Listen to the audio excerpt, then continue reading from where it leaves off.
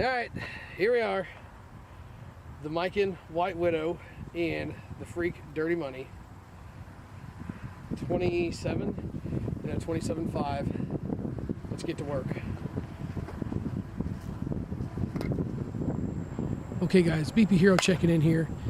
Not much of a voice left for the day, but I did want to get this video done, and there's just a couple things that I want to say. First off, thanks to Victoria Toplicker and Nick Gridley for loaning these out for a review. I honestly hadn't intended on doing reviews on these, but some locals offered them up and I gladly obliged. We are only hitting 52s and Evo BP rockets for these videos, and there is a slight breeze at our back on a field that's about 280.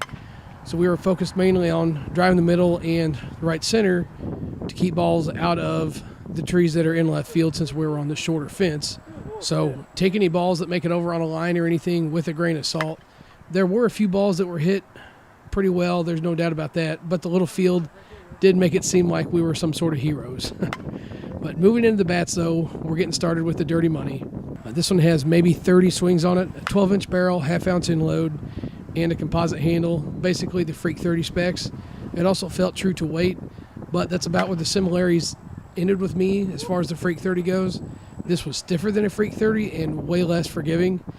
Maybe it was this bat in particular, or maybe something has actually changed with this compared to the Freak 30.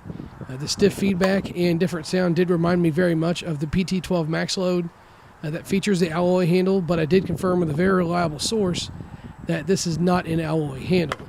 That definitely leaves my mind to wonder what is so different about this bat. I don't buy into the SIS X20 composite theory though.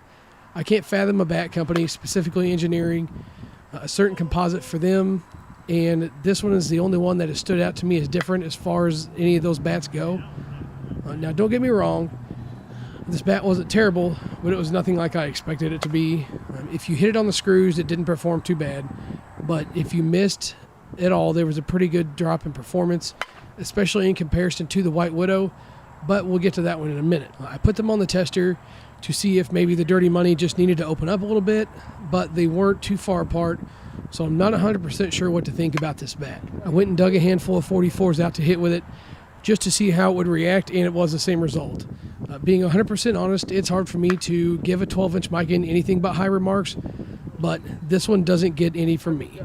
I'll get the SIX exclusive bandwagoners that'll disagree and dislike this video, but a spade is a spade, ladies and gentlemen, so I'm just going to call it for what it is.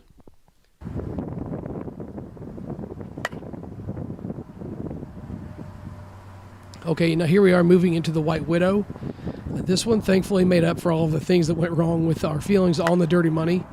The difference between this and the Dirty Money is this one is a 14-inch barrel. It's still end-loaded, and the weight on this one felt more similar to the Kyle Pearson Psycho to me as opposed to the Freak Platinum. Although both are advertised as a max load, the Psycho's in-load was a little less pronounced, and that's what this reminded me of. And this one had about 150 swings on it, and it was no doubt a lot of fun to swing.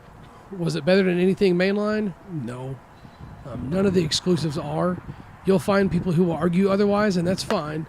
Everyone is entitled to their own opinion. But the question to ask is it worth owning if you're willing to spend the money on it? Absolutely. But don't catch yourself overpaying for one just based on the fact that it's an exclusive and you're told it's going to be hotter. Maybe you play on some weighting for a different feel, and usually some pretty cool graphics are about the only differences between a mainline bat and an exclusive. But back on topic and off of the exclusive soapbox, this one was right there with the usual Miken U-Trip performance that we've all came to know. No better than anything that's out there, and no worse than it's anything that's out there. The synopsis here is it's good out of the wrapper with just a few swings on it, and it's pretty much bombs away as you've seen here. That's it for this video though, guys. Thanks again to Victoria and Nick for sending these out. If you like this video and want to see more, click that subscribe button down below. You can fire away with any questions you have on this one or any others, wherever it's posted, and I'll definitely get back to you when I can. Catch you later, guys.